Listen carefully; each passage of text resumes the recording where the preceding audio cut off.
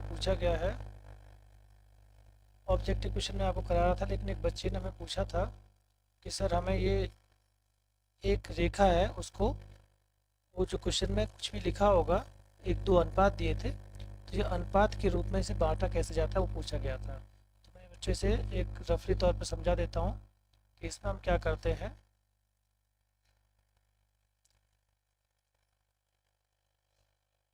एक लाइन खींच देते हैं जिसकी लेंथ है 7.6। तो यहाँ जीरो से स्टार्ट करते हैं हम, 7.6 तक जाते हैं। ये हमारी एक लाइन हो गई, इसको हम नाम दे देंगे ए बी। इनके थोड़े से एंड पॉइंट भी हम बना के दिखाएंगे। अब इसके बाद जैसा कि हम ट्राइंगल में जो हमने किया है वैसा ही हमें इसमें भी करना है।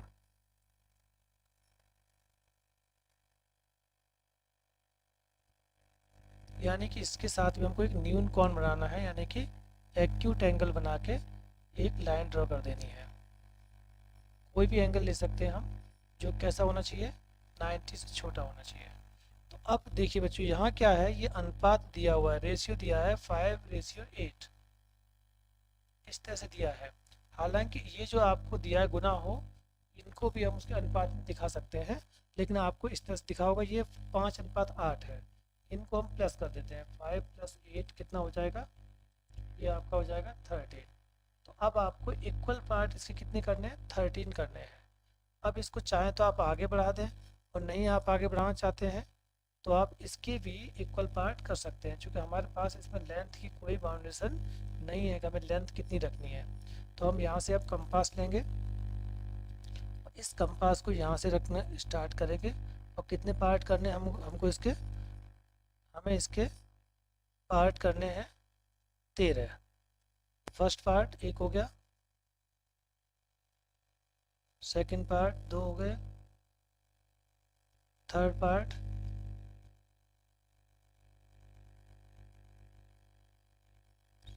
4 हो गए, 5। इसकी डिस्टेंस नहीं बदलनी है हमको, इन पर हम नंबर लिखते जाएंगे जिससे हमें याद रहेगा हमें जाना कहाँ तक है। A1 A2, ये जो कट रहे हैं पॉइंट इन्हीं के नाम है। A3 A4 A5 A6 A7, और नेक्स्ट हमारा हो गया A8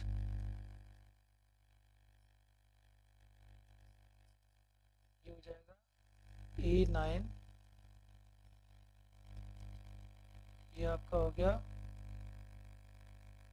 A10। अगर आप ऊपर नीचे लिखना चाहें तो ऐसा भी कर सकते हैं, जैसे मानो मेरे को यहाँ नहीं लिख के यहाँ लिखना है A11, तो लिख सकते हैं हम।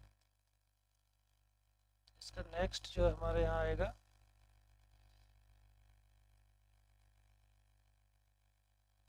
अब यहाँ से ये हो गया आपका A11।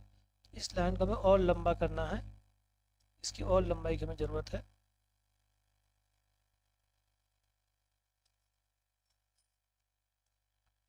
तो यहाँ पर हम A13, तो ये हो गया आपका A12, ये हो गया A13।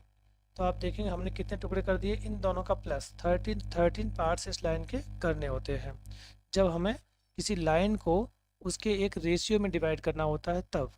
तो अब यहाँ क्या करना बच्चों, लास्ट को लास्ट से जोड़ देते हैं। तो ये आपका हो जाएगा, ये लास्ट हमारा यहाँ है, इसको लास्ट से जोड़ देते हैं यहाँ पर। तो ये एक डॉटेड लाइन से जोड़ दें, जोड़ दिया। अब क्या करते हैं बच्चों, इसी के यहाँ पर एक एंगल बनाएंगे, जैसे कि हमने वहाँ बनाया था ना, वैसे हमें यहाँ पे भी एक एंगल बनाना है इसके ऊपर। इस लाइन के साथ एक एंगल बनाते हैं, यानी कुल मिला के इसको बनाने का कारण ये है कि जो बी और ये आपका यहाँ मान लीजिए सी नाम दे देते हैं, यानी A3 के साथ जो ये लाइन है, इसके पहले लाइन हम कहाँ से खींचेंगे, अब 5 से खींचेंगे। कहाँ से खींचेंगे, 5 के ऊपर से। जो आपका फर्स्ट जो होगा उसके ऊपर से खींचेंगे, याद रहे 8 के ऊपर से नहीं खींचेंगे, हमेशा 5 के ऊपर से खींचेंगे, क्योंकि पहले वाले को कितना मिलना है 5, अगले वाले को कितना मिलना है 8, तो हम पहला जो पार्ट इस लाइन को 5 करना है, अगला पार्ट 8 करना है। तो इसको ध्यान रहे, जो फर्स्ट पार्ट होगा उसी से हमको अगली लाइन ड्रॉ करनी है। तो जैसे कि मैंने आपको बताया था कि हम यहाँ पर एक जो है आर्क ड्रॉ कर देंगे। ये जो आर्क है यही आर्क सेम टू सेम कहाँ ले जाना हमें 5 पर। ठीक है बच्चों, और जो इसकी डिस्टेंस है इन दोनों के बीच की, इस डिस्टेंस को मेजर कर लेंगे यहाँ से और इसके ऊपर रख के इसको कट कर देंगे। ठीक है, अब 5 से इसके ऊपर हम क्या करेंगे, लाइन ले जाएंगे। ये 5 हो गया, इसको हमें क्या करना है,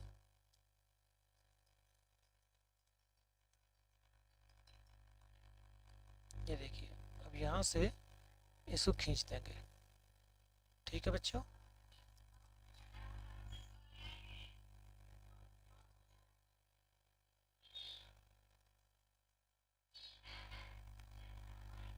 और ये आपका एक पॉइंट हो जाएगा, इसको पी पॉइंट दे देंगे। ठीक है बच्चों, तो ये वाला पार्ट 5 हो गया और ये वाला पार्ट 8 हो गया, यानी कि यहाँ से यहाँ तक जो है 8K, ये लेंथ नहीं है, ये बच्चों किसका मल्टीप्लाई करके तब आएगा वैल्यू। रेशियो को हम हमेशा किसी अल्फ़ाबेट के मल्टीप्लाई से दिखाते हैं। तो ये आपका हो गया 5:8 में डिवाइड हो गई लाइन। ठीक है बच्चों, जैसा कि मैंने आपको ऑब्जेक्टिव बताने हैं मेरे को, और मैं ऑब्जेक्टिव स्टार्ट करने वाला हूँ आगे। नेक्स्ट ये आपका दो चर वाले रैखिक समीकरण, ये मैं आपको बता चुका हूँ। और नेक्स्ट हमारे पास क्वेश्चन है, अब बच्चों हम दो चर वाले रैखिक समीकरण में आ गए हैं। जैसा कि मैंने आपको 3 पार्ट द्विघात समीकरण के रूप में दिखा दिया है, लेकिन अब मैं आपको दो चर वाले रैखिक समीकरण के बारे में बताने वाला हूँ। तो यहाँ बच्चों आप देखेंगे कि हमारे पास जो क्वेश्चन है ये हमारे दो चर वाले रैखिक समीकरण है, जिनके बारे में हम आपको बताने वाले हैं। समीकरण निकाय a1x plus b1 by c1 0 a2 b2 c2, यानी ये आपके दो इक्वेशन हो गए। ये आपका फर्स्ट है इसलिए सब में फर्स्ट लगा हुआ है, ये आपका सेकंड है तो सब में दो लगा हुआ है। समीकरण 2 समीकरण 1 हो गया। तो यह अनगिनत हल होंगे यदि, क्या होगा बच्चों, अगर अनगिनत हल होंगे तो क्या है आपका सभी इक्वल होंगे। ये देखिए बच्चों, आप ये मान लीजिए कि आप किसी एक गाड़ी से जा रहे हैं, किससे जा रहे हैं, एक गाड़ी से जा रहे हैं।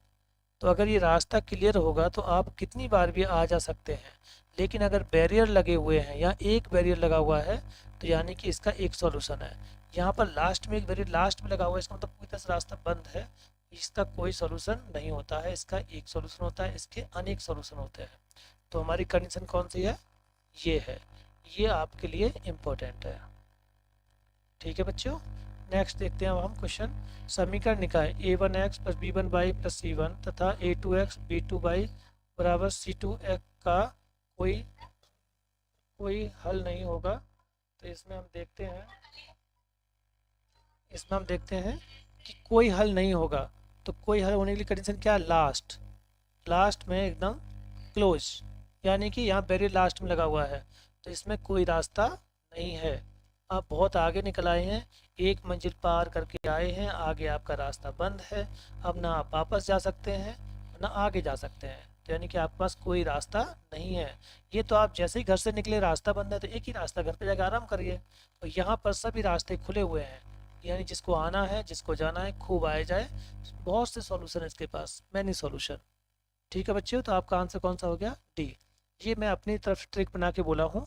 जब हमें निकलते ही रास्ता बैरियर मिल जाए तो हमारे पास एक रास्ता है, सिर्फ एक रास्ता, घर जाके आराम करें। और अगर सभी रास्ते खुले हुए हैं तो मैनी सोल्यूशन, हम जितना चाहें आए जाएं, एकदम फ्री है, यानी अनगिनत हल है। लेकिन अगर आगे जाने के बाद, हम एक सफ़र पूरा करने के बाद आगे जाके रास्ता बंद है तो हमारे पास कोई रास्ता नहीं है, ना आगे जा सकते हैं और ना पीछे जा सकते हैं, क्योंकि हम बहुत आगे आ गए तो स्टे करना पड़ेगा। यानी हमारे पास कोई हल नहीं है, सिर्फ स्टे करना ही एक रास्ता है, यानी घर पर रुकना, अब जो जहाँ है वहीं रुकना पड़ेगा। चलिए बच्चों, मुझे उम्मीद है कि ये आपको ट्रिक अच्छी लगी हो, तो आप ज़रूर कमेंट्स में बताएं कि आपको ये याद रखने की ट्रिक कैसी लगी। अब हम नेक्स्ट देखते हैं कि हमारे पास अगला क्वेश्चन है। ये इंपॉर्टेंट थे बच्चों, कंडीशन एक आपको पूछ ली जाएगी। क्योंकि कंडीशन आपके लिए बहुत महत्वपूर्ण है। तो कंडीशन के बारे में आपको पता होना चाहिए कि आपकी कौन कौन सी कंडीशन है। अब देखते हैं बच्चों नेक्स्ट। यदि समीकरण निकाय a1x प्लस b1y बराबर c1 तथा a2x प्लस b2y बराबर c2 का आलेख एक दूसरे के एक निश्चित बिंदु पर प्रतिच्छेद करें तो समीकरण निकाय के हल होंगे। तो बच्चों इनकी कोई आलेख यानी ग्राफ, दो ग्राफ है, ये किसी एक निश्चित बिंदु पर टच करते हैं। तो जो ये पॉइंट है, आपने 9th में शायद पढ़ा होगा कि जो ये पॉइंट होता है ये इस लाइन को भी सेटिस्फाई करेगा, ये पॉइंट इसको भी सेटिस्फाई करेगा, यानी इसका एक इक्वेशन होता है, ये लाइन एक इक्वेशन बनाता है, उनको ये सेटिस्फाई करेंगे। तो ऐसी स्थिति में आपका कोई हल नहीं, ए पर केवल एक हल होगा, केवल केवल एक हल होगा। तो ये आपका आंसर है। नेक्स्ट, यदि समीकरण ये दो समीकरण के आलेख पर परस्पर समांतर हो तो बच्चों जब समांतर होते हैं तो इसका मतलब क्या है, दोनों रेखाएं एक दूसरे से मिलती नहीं है, और जब मिलती नहीं है तो उनकी आपस में कोई बात नहीं होती है, तो यानी कि उनका कोई हल नहीं है, क्योंकि वो परस्पर कैसी है, समांतर। मान लो सपोज करो कि ये एक लाइन है, ये आपस में बातचीत कर सकती हैं, ये पैरेलल है, ठीक है। यानी कि जब तक इनकी मुलाकात नहीं होगी, पैरेलल लाइन किसे बोलते हैं, जो कभी एक दूसरे को ना मिले, कितना भी आगे बढ़ती जाएंगी ये कभी मिलेंगी नहीं। जब मिलेंगी नहीं तो इनका कोई हालचाल पूछेगा नहीं, तो यानी कि इनके पास किसी बात का सॉल्यूशन नहीं है, तो इनमें से कोई हल नहीं है। तो क्या हो जाएगा, कोई हल नहीं होगा। ठीक है बच्चों, आंसर ए, कोई हल नहीं होगा, इनमें कोई हल नहीं, ये नहीं बच्चों, इसका कोई हल नहीं होगा। ये इंपॉर्टेंट है, आपको एक कंडीशन जरूर आएगी पूछने के लिए, वहां पर एक क्वेश्चन में एक कंडीशन जरूर मिलेगी। नेक्स्ट बच्चों आपका क्वेश्चन है कि हमारे पास सरल रेखा 2x माइनस 3y माइनस 6 बराबर 0 का आलेख x अक्ष को जिस बिंदु पर काटेगा वह बिंदु है। तो बच्चों सिंपल सी बात है, x अक्ष पर काट रहा है ना, देखिए ये एक रेखा है, ठीक है, ये सरल रेखा है, तो आपकी ये अक्ष हो गया, ये x अक्ष हो गया, ये y अक्ष हो गया, यानी कि यहाँ से कोई गया तो यहाँ काट रहा है, क्या काट रहा है, यहाँ काट रहा है, तो वो बिंदु पता करना। जब यहाँ काट रहा है तो x यहाँ पर तो कुछ है, यहाँ क्या हो गया, y बराबर कैसा हो जाएगा, 0, चूँकि यहाँ पर इस पॉइंट पर x, y दोनों कैसे होते हैं, 0, 0। तो यहाँ पर x में तो हम चल रहे हैं, देखिए x के रास्ते पे तो हम जा रहे हैं, तो x में तो हमने कुछ सफ़र किया, तो कुछ वैल्यू हमारे पास आएगी, भाई सफ़र कर रहे हैं हम 1 किलोमीटर, 2 किलोमीटर, 3 किलोमीटर, कुछ तो चले। लेकिन y को ऊपर नीचे नहीं जा रहे हैं, तो y क्या हो जाएगा, 0। तो y बराबर 0 इसमें पुट कर देंगे, क्या कर देंगे, इसके अंदर पुट कर देंगे, तो ये हो जाएगा 2x माइनस 3 मल्टीप्लाई 0 माइनस 6 बराबर 0। तो ये आपका हो गया 0। तो ये 2x बराबर 6, x बराबर 6/2 बराबर 3। तो देखिए 0 हमारा सबसे पहले कौन होता है, x, तो ये x का वैल्यू पहले आएगा और 0 का बाद में आएगा। देखिए ये बाद में है, गलत है, ये तो है ही नहीं है, ये भी नहीं है, तो आपका आंसर कौन सा हो गया, ये आपका आंसर हो गया। बच्चों ये क्वेश्चन इंपॉर्टेंट है, ये आपका निर्देशांक ज्यामिति में भी काम करेगा और यहाँ पर भी काम करेगा, दोनों में आपका कैसा है, कॉमन है। अब हम देखते हैं नेक्स्ट क्वेश्चन। सरल रेखा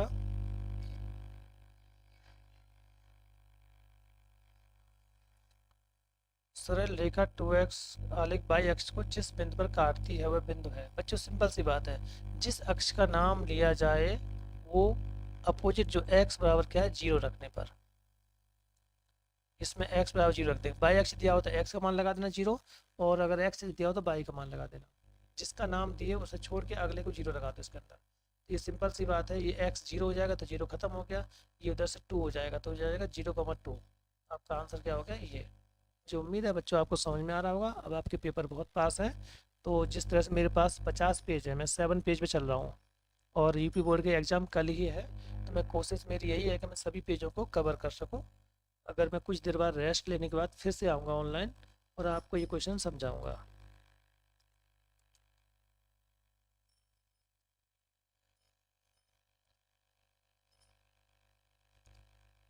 इस क्वेश्चन में बोला गया बच्चों आपको, यहाँ बोला है समीकरण निकाय x बराबर 5 x बराबर -4 के हलों की संख्या है। समीकरण निकाय x बराबर 5 x बराबर -4 के हलों की संख्या है। तो इस बच्चों इसमें क्या होगा कि हमारा यहाँ पर इसमें बाई जीरो है क्योंकि बाई का वैल्यू नहीं है, इसमें भी बाई जीरो है। ठीक है बच्चों, तो यानी कि अब इसमें बाई दोनों में जीरो जीरो, तो एक्स का मान क्या है और कुछ आ नहीं सकता है। हम जब भी मान लगाएंगे हर बार एक्स का मान 5 ही आएगा और एक्स का मान -4 ही आएगा। तो ऐसी स्थिति में बच्चों इसका क्या है, जैसे चूंकि एक्स बराबर 5 एक्स माइनस 4 का आलेख बाई एक्स के समांतर है, रेखाएं हैं तथा एक्स बराबर 5 और एक्स माइनस 4 का कोई हल संभव नहीं है, इसलिए इसका कोई हल नहीं है। कि हाँ बच्चों, जिसका मान दिया होता है कि ये एक्स दिया है तो ये एक्स का मान क्या है, बाई जीरो है, तो जब भी आप ड्रॉ करेंगे तो कैसा होगा, ये बाई एक्स के समांतर चली जाएगी रेखा इस तरह से। जिसका मान दिया होता है, एक्स दिया है तो बाई के समांतर जाएगी, बाई दिया होगा तो एक्स के समांतर जाएगी। के किस मान के लिए समीकरण निकाला जाता है कि अद्वितीय हल है। तो बच्चों ऐसी स्थिति में क्या है, अद्वितीय हल की कंडीशन आपको याद होनी चाहिए, और ये क्वेश्चन भी अपने आप में एक इम्पोर्टेंट क्वेश्चन है जो आपको कल पेपर में दर्शन दे सकता है।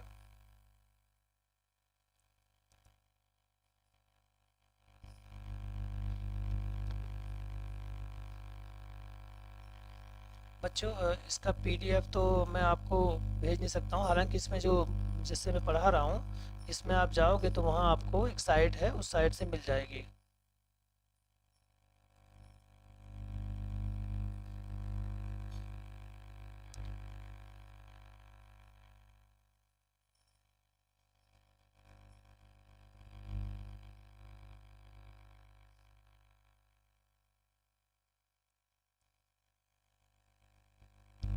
अब बच्चों यहाँ पर आप देखेंगे नेक्स्ट जो है,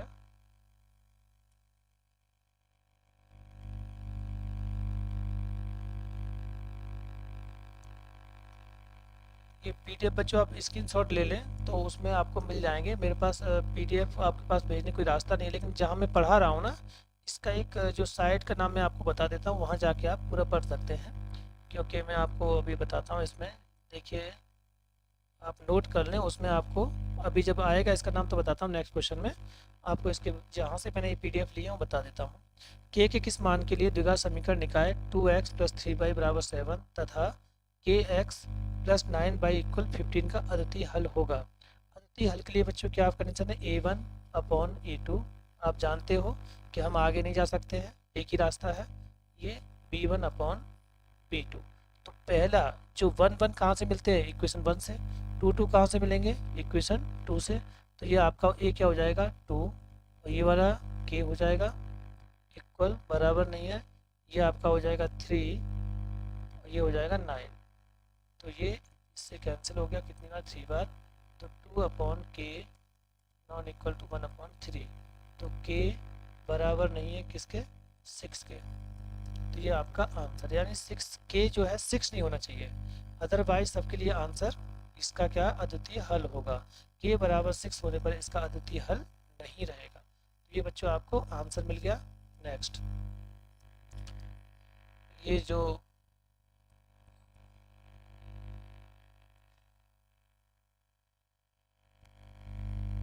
ये बच्चों स्टार्क स्टडी पर आप जाएंगे तो आपको इसकी सभी पीडीएफ प्राप्त हो जाएंगी। स्टार्क स्टडी, ध्यान दें बच्चों, ये बिहार बोर्ड की कोई है, अपने साइट वाले उन्होंने डाले हैं बिहार बोर्ड के। मैं आपको जो मुझे ठीक लग रहे हैं उनको मैं आपको समझा दे रहा हूँ सभी क्वेश्चन, बाकी आप वहाँ जाके इसको ले सकते हैं। नेक्स्ट देखेंगे बच्चों, के किस मान के लिए समीकरण निकाय 3x + 4y = 5 तथा 6x + ky = 10 का अनगिनत हल होगा। बच्चों अनगिनत कब होता है, जब ये सब लाइन क्लियर हो। तो देखिए हमारे पास ऊपर रहेंगे a1 और नीचे रहेंगे b1। भाई 2 मंजिल मकान है तो a1/a2 बराबर b1/b2 बराबर c1/c2। अनगिनत हल है, यानी कि इनके आने जाने के रास्ते बहुत सारे हैं, सब लाइन क्लियर है। तो बच्चों इसमें हमें k का मान निकालना है, तो हम इन दो से निकाल लेंगे, तो a1 a2 से ही निकाल देंगे, आगे जाने की हमें ज़रूरत नहीं होगी जो इक्वल है। तो a1 क्या हो गया 3, यानी कि 1 है तो 1 से सब क्या है, ये वाला मान a है, ये वाला मान b है और ये c है। ऐसे ये a, ये b और ये c। यहाँ 2 है तो 2 लगा दें सबके पीछे, और यहाँ पर आपका 1 है तो 1 लगा दें, सिंपल सी बात है। तो हो जाएगा 3 1/6 इक्वल, ये आपका हो जाएगा 4/k। तो क्रॉस मल्टीप्लिकेशन कर दें तो 3k बराबर, ये तो इसे कट कर दें, 2 हो गया सिंपल सा 1/2, तो आपका k बराबर क्या हो जाएगा 4 मल्टीप्लाई 2, तो k बराबर कितना हो गया 8। इस प्रकार से आपका आंसर कितना हो जाएगा 8। बच्चों आपको ये कंडीशन जरूर याद कर लेनी है, इन कंडीशन से कम आपको कल 2 या 4 नंबर जरूर मिल जाएंगे, जो कंडीशन हमारे पास 3 है। और मुझे उम्मीद है कि जो मैंने आपको कंडीशन याद करने का तरीका बताया है कि आपको याद रहेगा। आप ये समझ लीजिए हम रास्ते पे जा रहे हैं, ऐसा सोच के अगर आप लिखेंगे और ऊपर एक तरफ A1 A2 की तरह नाम के पेड़ खड़े हैं और दूसरी तरफ B1 B2 के, और बीच में से रास्ता है, पहला ही रास्ता रुक जाता तो हमारे पास एक ही रास्ता है, घर जाके आराम करें, आगे ना बढ़े, मतलब ये रास्ता काट लिया। अब नेक्स्ट देखते हैं के किस मान के लिए समीकरण निकाय इतना इतना का कोई हल नहीं है। कोई हल नहीं है तो सिंपल सी बात है A1/A2, ये रास्ता बंद B1/B2, आगे जाने की जरूरत नहीं है, कोई हल नहीं, सॉरी बच्चों कोई हल नहीं है, तो हमें आगे जाके रास्ता बंद मिलेगा, आगे बहुत आगे निकलने के बाद रास्ता बंद मिलेगा, तो हम इसको कट कर लेते हैं। भाई आगे तो रास्ता क्लियर है, हम कब फंस जाते हैं जब बहुत आगे निकल जाते हैं, देखो एक रास्ता क्रॉस कर दिया, यहाँ आके बंद हो गया रास्ता, तब हमारी समस्या खड़ी होती है। तो बच्चों इसमें क्या है कि हम देखते हैं कि हमारे पास इक्वल वाले पार्ट से तो इक्वल वाला पार्ट मिल जाएगा, तो यहाँ इसमें मान लगा देंगे, हमें के का मान ही तो पता करना है। तो यहाँ देखते हैं कोई हल नहीं है, चलिए हम यहीं से निकाल लेते हैं, तो ये हो जाएगा 1, क्योंकि यहाँ पर कुछ नहीं है तो 1 रहता है हमेशा, ठीक है बच्चों। ये 2, ये सी, यानी A B C, 1 1 तो 1 1 लगा देंगे, ये 2 है तो 2 2 लगा देंगे, तो ये हो जाएगा A B C, तो ये 2 समीकरण है तो 2 2 लगा देंगे, तो यहाँ लगा देंगे वैल्यू, तो ये हो जाएगा 1/5 इक्वल, ये हो जाएगा 2/k, क्रॉस मल्टीप्लिकेशन कर देंगे, तो ये हो जाएगा k इक्वल 10, तो आपका k बराबर कितना हो गया 10। अब इन्होंने बुलाया कि k के किस मान के लिए, तो बच्चों k बराबर आना चाहिए ना, ऐसा थोड़ी नहीं आएगा बराबर, तो हम इससे नहीं निकालेंगे, क्योंकि हमें पूछा है k के किस मान के लिए, यानी उसके बराबर का मान चाहिए, तो ये हो जाएगा, ठीक है। और जब बराबर नहीं होगा तो ये साइन लग के देगा आंसर, जैसे पीछे दिया हुआ था। नेक्स्ट, यदि रैखिक समीकरण इतने इतने में y बराबर -1 हो तो k का मान ज्ञात कीजिए। ये बच्चों बहुत सिंपल सी बात है, y का मान दे दिया है और जो मान होता है वो अपने समीकरण को संतुष्ट करता है।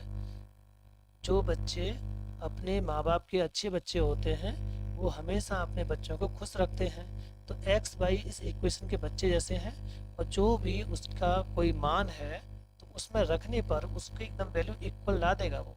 देखिए देखते हैं, 3x + 2y = 4, ये इसका एक y का वैल्यू है 1, y बराबर -1, ये इसका बच्चे की तरह इसको रखेंगे तो खुश करेगा, देखो वैल्यू निकालेगा, 3x + 2 - 1 = 4, तो हो जाएगा 3x और ये 2 4, 3x बराबर 6, और x बराबर 6/3 डिवाइड होके आ गया 2, तो बच्चे हमारा आंसर कितना हो गया 2।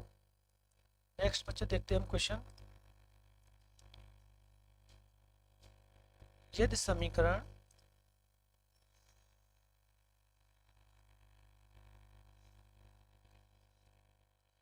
यदि समीकरण x + 2y = 10 में x का मान -2 हो तो y का मान ज्ञात कीजिए।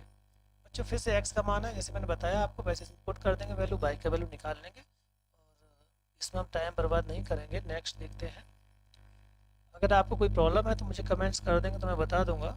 एक रैखिक समीकरण का घात होगा, बच्चों रैखिक समीकरण वही होता है जिसकी घात 1 होती है। क्या होता है बच्चों, रैखिक समीकरण की घात कितनी होती है 1, तो इसको आपको याद कर लेना है, 9th क्लास में कई बार पूछा गया था आपको रैखिक समीकरण। तो इस तरह से युगपत समीकरण 2x + 3y = 5, 4x + 6y = 9 में निकाय है। हाँ, अब बच्चों संगत और असंगत, बोल राधा बोल संगम होगा कि नहीं, ऐसे हम संगत याद रखेंगे। संगत का मतलब ये लाइन है, दो लाइन आपस में एक दूसरे को पूछ रही है, भैया हम लोगों की संगत यानी कि मिलन होगा कि नहीं होगा, संगम होगा कि नहीं होगा। तो बच्चों हम ध्यान रखेंगे कि लाइन एक दूसरे को टकराएंगे, देखो संगम हो गया, इस जगह पे संगम हो गया, तो इसे बोलते हैं, ये कब होता है एक हल होने पर, एक हल पर। और अगर तुम किसी की पीठ पे बैठ जाओ, ये लाइन इस लाइन की पीठ पे बैठ जाए तो संगम हो ही गया ना, इसके सिर पे बैठ गया आके, तो बच्चों इसे बोलते हैं हमारे पास ये भी संगति आएगा, और ये समांतर वाली जो होती है ये होती है असंगत, यानी इनकी कभी संगत यानी कि संगम। आप संगत से संगम याद कर लें। हालांकि बच्चों आप हिंदी में ना जाएं, क्योंकि ये मैं आपको केवल समझाता हूँ बस, केवल आपके दिमाग में बैठाना होता है। एकदम ये मत समझना कि मैंने कुछ बोल दिया तो परफेक्ट ही है, केवल आपके दिमाग में बैठाना है। मुझे कैसे भी ऐसी बात बोलना है जो आपके दिमाग में सेट हो जाए। तो बच्चों इसमें क्या है, आप कंडीशन देखेंगे, ये इक्वेशन फर्स्ट है, तो ये आपका A1 कितना हो गया 2, B1 कितना हो गया 3 और C1 कितना हो गया 5। ऐसे ये 2 वाला है, तो A2 कितना हो गया 4, B2 कितना हो गया 6 और C2 कितना हो गया 9। याद रहे बच्चों, ये इस तरफ है, ये भी इस तरफ भी होना चाहिए। अगर ये दोनों, या तो इसको अभी स्टैंडर्ड रूप में नहीं है, 5 को इधर जाना चाहिए, 9 को इधर जाना चाहिए, लेकिन हम देखते हैं दोनों एक ही साइड रखे हुए हैं, तो उनका वैल्यू प्लस से माइनस हो जाएगा, और क्या है जहाँ से क्या होने वाला। तो हम बच्चे तो फर्स्ट कंडीशन देखते हैं, संगत होने का मतलब। अब हम देखते हैं, ये देखो ये वाली तो असंगत है, ये लास्ट चेक करते हैं, तो हम क्या चेक करेंगे, B1/B2 बराबर नहीं होगा C1/C2, तो क्या हो जाएगा असंगत। इसे चेक कर लेते हैं, तो हो जाएगा 3/B2 का वैल्यू कितना है 6 इक्वल, ये हो गया 5, और अगला वैल्यू क्या है, ये आपका है 9। तो ये देखिए आपस में इक्वल नहीं है, तो ये साइन लग गया, तो कौन सा हो गया, ये असंगत है, यानी कि समांतर रेखाओं वाला ये कंडीशन बन गई, कोई हल वाली, कोई हल नहीं वाली कंडीशन बन गई। तो बच्चों इसको तीन तरह से बोल देता है ये, रेखाओं के नाम से बोलेगा तो समांतर हैं, संग ओ सॉरी प्रतिच्छेद करती हैं, संपाती हैं, ठीक है बच्चों, इस तरह से बोल देगा। अब बच्चों नेक्स्ट देखते हैं हम, के किस मान के लिए समीकरण का एक संपाती होता है। संपाती बच्चों उसे बोलते हैं जो लाइन एक के ऊपर ड्रॉ होती है, यानी कि दोनों लाइन एक के ऊपर एक ड्रॉ होती है, उसके सभी हल कॉमन होते हैं, यानी जो इसका हल होगा दूसरे यानी ए बी, और इसी के ऊपर सी डी भी बैठी हुई है, जो आपको एक ही लाइन लग रही है जिसकी अलग अलग लाइन है। तो इसमें क्या होता है बच्चों, सभी पार्ट्स कहते हो कैसे होते हैं इक्वल, तो इनके दो पार्ट्स हम निकाल लेंगे के का मान, ठीक है। तो ये क्या हो जाएगा A1/A2 बराबर है C1/C2, सॉरी B1/B2 बराबर है C1/C2, सब बराबर होते हैं। तो हम ये के का मान बी पे दिया है, तो दोनों को रख लेते हैं, मैं डायरेक्ट कर रहा हूँ, आप उम्मीद है समझ जाएंगे।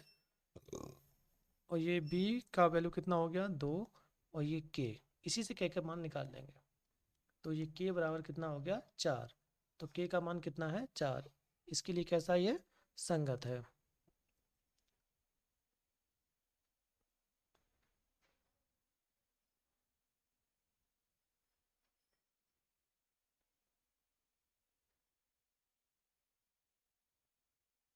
हाँ, ये श्रेयस पांडे फैक्ट्स, सर बता दीजिए क्या आपको जानना है।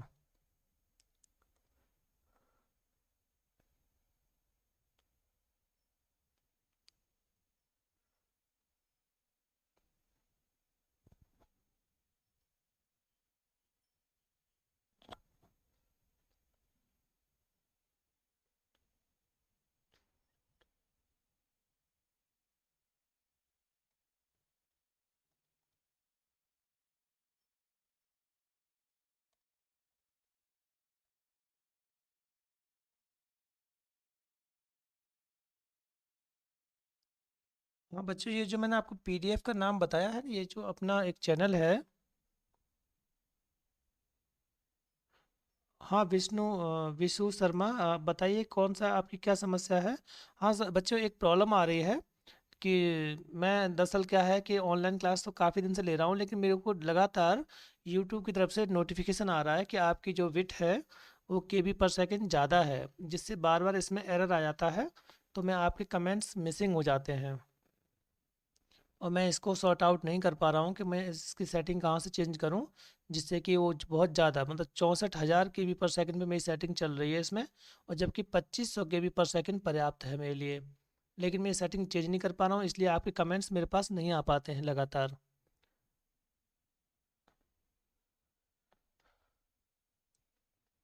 हाँ तो बच्चों फिर से बोलिए मेरे को क्या है, दरअसल मैं जब ऑनलाइन क्लास लेता हूँ तो मुझे आपकी स्क्रीन नहीं दिखाई देती है, क्योंकि मैं सॉफ्टवेयर के थ्रू पढ़ा रहा हूँ आपको। अभी मैंने चैट चैट सेक्शन खोल रखा है, और अगर चैट सेक्शन में आपको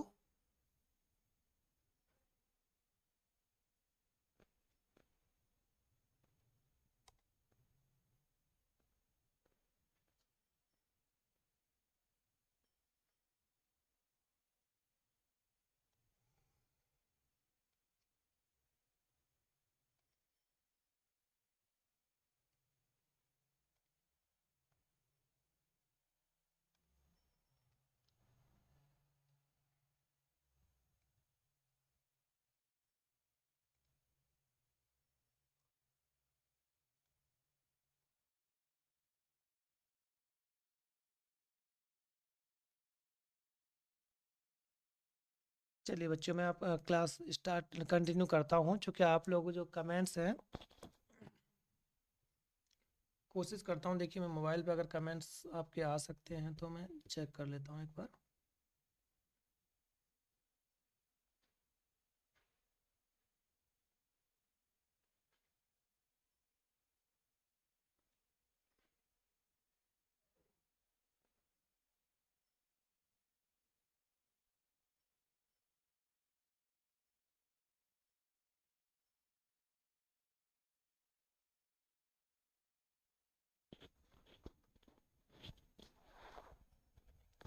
ठीक है बच्चों, मैं जो है आपके कमेंट्स यहाँ पर देख सकता हूँ। हाँ, नेक्स्ट क्वेश्चन हमारे पास है।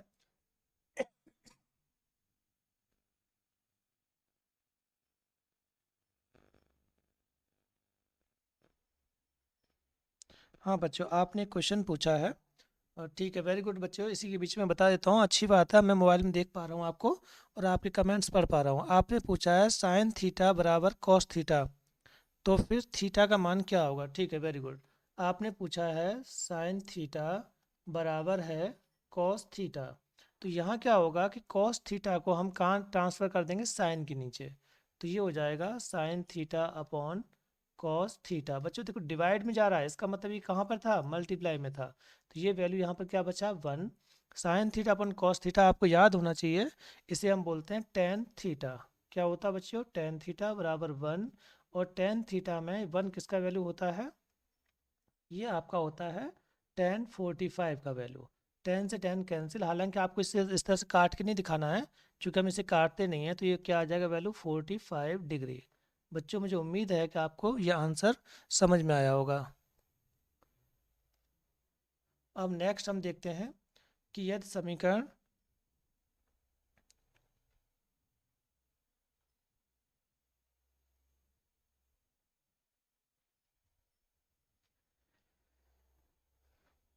प्रशांत वर्मा, ये क्या है, क्या जानना चाह रहे हो आप।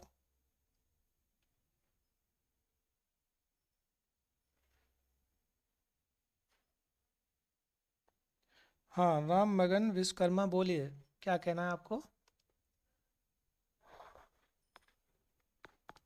नेक्स्ट हम देखते हैं बच्चों क्वेश्चन।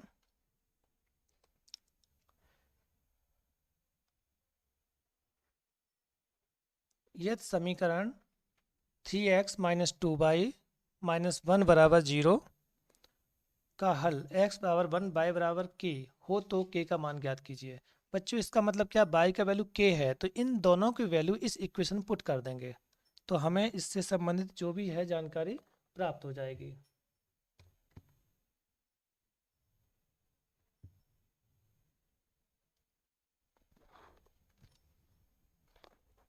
तो बच्चों हम यहाँ जैसे कि देख रहे हैं कि हमें क्या करना है, 3x - 2y - 1 बराबर 0 का हल k बराबर 1 y बराबर k है। ये वैल्यू किस में करेंगे, जो दिए गए इक्वेशन में पुट कर देंगे। तो यहाँ पर हो जाएगा 3x - 2y - 1 बराबर 0। तो जहाँ x है उसमें x का वैल्यू पुट कर देंगे। तो हमारे पास x का वैल्यू कितना है बच्चों, 1। तो x का वैल्यू 1 लगा दिया। 2 y का वैल्यू कितना है, k, तो k लगा दिया। -1 बराबर 0। अब बच्चों हमें क्या करना है, -2 के तो यहाँ बच गया, ये -1 और ये प्लस का 3, ये सब्ट्रैक्ट हो जाएगा। तो कितना बचेगा, माइनस का 2। के बराबर हो जाएगा -2/2। माइनस से माइनस कैंसिल, ये कितनी बार, 1। तो के का वैल्यू कितना आ गया, 1। तो इसका आंसर कौन सा हो जाएगा, सी, के बराबर 1। नेक्स्ट बच्चों हम देखते हैं आगे।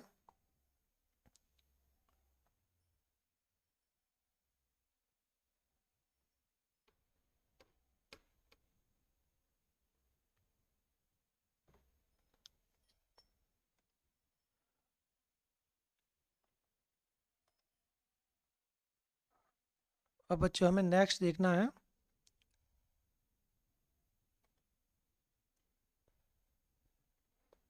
ये है x बराबर 1 y बराबर 2। समीकरण निकाय 3x प्लस ए वाई बराबर 1 तथा 7x - 2y बराबर 3 का हल हो तो a का मान ज्ञात कीजिए। तो बच्चों ये दोनों वैल्यू आपको दिए गए हैं। अब मैं इस क्वेश्चन को छोड़ रहा हूँ, इनको क्या करेंगे आप, इन दोनों में इक्वेशन में लगा देंगे, तो आपके पास एक नया इक्वेशन बन जाएगा, उससे हम सॉल्व कर लेंगे। जैसे देखिए फर्स्ट में रखने से हो जाएगा, ये 3 × 1 प्लस ए मल्टीप्लाई 2 बराबर 1, तो हो जाएगा 3 + 2a बराबर 1। तो 2a बराबर 1 - 3, तो a बराबर 2 - 2, ये a बराबर कितना हो जाएगा -1, तो हमारा आंसर कितना आ जाएगा -1। तो इस प्रकार से आपका बी आंसर सही हो जाएगा। नेक्स्ट है हमारा, बच्चों आपका अगर कोई क्वेश्चन अभी अगर आपके दिमाग में आता है तो आप मुझे कमेंट्स करके पूछ सकते हैं, अगर कोई समस्या आपको नज़र आती है तो।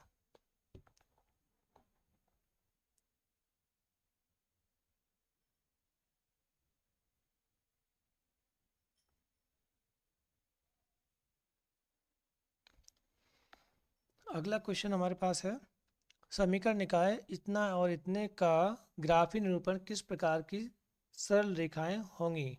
हाँ बच्चों, इन्होंने पूछा है कि हमारी समांतर होंगी, समपाती होंगी, समांतर सरल रेखाएं होंगी।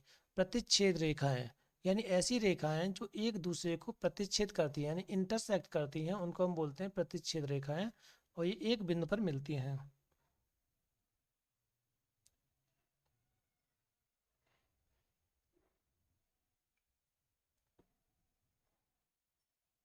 और नेक्स्ट आपके पास है, तो ये अगली है समांतर रेखाएं। समांतर रेखाएं वो होती हैं जो आगे बढ़ाने पर कभी भी एक दूसरे को काटती नहीं है, हालांकि दिखने में आपको लग रही है आगे मिलेंगे, लेकिन अब इनकी जो डिस्टेंस है वो सेम रहती है, इनके बीच में डिस्टेंस कैसी होती है, सेम होती है।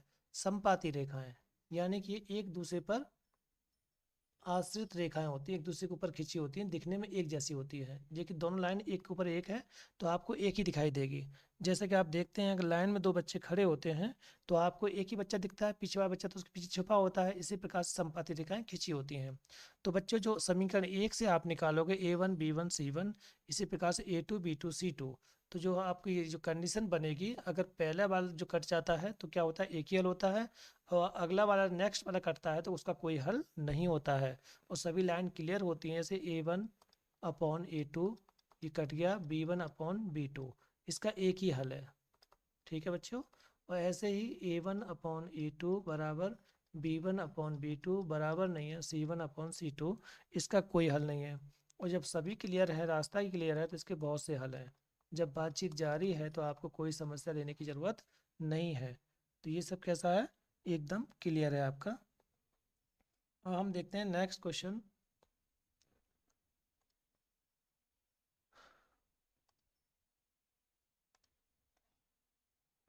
अभी इसमें क्वेश्चन बाकी है हमारे पास। के किस मान के लिए समीकरण निकाय तथा एक अद्वितीय हल होगा, अद्वितीय हल की कंडीशन लगा देंगे, उसके हम के का मान निकाल लेंगे। के किस मान के लिए समीकरण निकाय का एक अनगिनत हल होगा, तो इसमें A1/B2 यानी कि अनगिनत का मतलब सभी इक्वल होंगे, तो ये हो जाएगा अनगिनत हल होंगे। नेक्स्ट आपका के किस मान के लिए समीकरण निकाय तथा का कोई हल नहीं होगा। कोई हल नहीं होगा तो बच्चों आपकी कंडीशन क्या होगी कि लास्ट में उसका कुछ भी मैच नहीं करेगा, यानी कि लास्ट वाला इक्वल नहीं होगा। इस तरह से हम देख लेते हैं कि A1/A2 बराबर B1/B2 बराबर नहीं होगा C1/C2, ये किसके लिए, कोई हल नहीं होगा उसके लिए है। अब नेक्स्ट है कि तो के एक्स का मान होगा, तो बच्चों y1 का वैल्यू इसमें पुट कर देंगे तो हमारे पास x का वैल्यू आ जाएगा, इस इक्वेशन में पुट कर देने हैं। और हम नेक्स्ट देखते हैं, यदि रैखिक समीकरण x बराबर 2y बराबर 10 में x का मान -2 हो तो y का मान क्या होगा। तो बच्चों इसमें क्या x का मान इसके अंदर पुट कर देंगे, आपको इसका सॉल्यूशन मिल जाएगा। y बराबर k है, x बराबर वैल्यू दिया है, इसके वैल्यू पुट करने के बाद आपको इनके आंसर प्राप्त हो जाएंगे। तो इस प्रकार से बच्चों मुझे उम्मीद है कि आपको ये चीज़ें समझ में आ गई होंगी। नेक्स्ट अब हम देखते हैं अगला क्वेश्चन हमारे पास है, यदि x बराबर 1 y बराबर 2 समीकरण इतना इतना तथा का हल हो तो e का मान ज्ञात कीजिए। बच्चों x की जगह x का मान रख दें, y की जगह y का रख दें दोनों इक्वेशन में। जैसे कि इसमें देखेंगे हमें जहाँ a का मान निकालना उसमें लगा दें, a का मान निकल आएगा।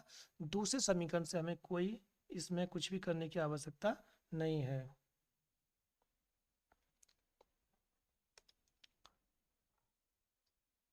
अब बच्चों हम नेक्स्ट देखेंगे कि हमारे पास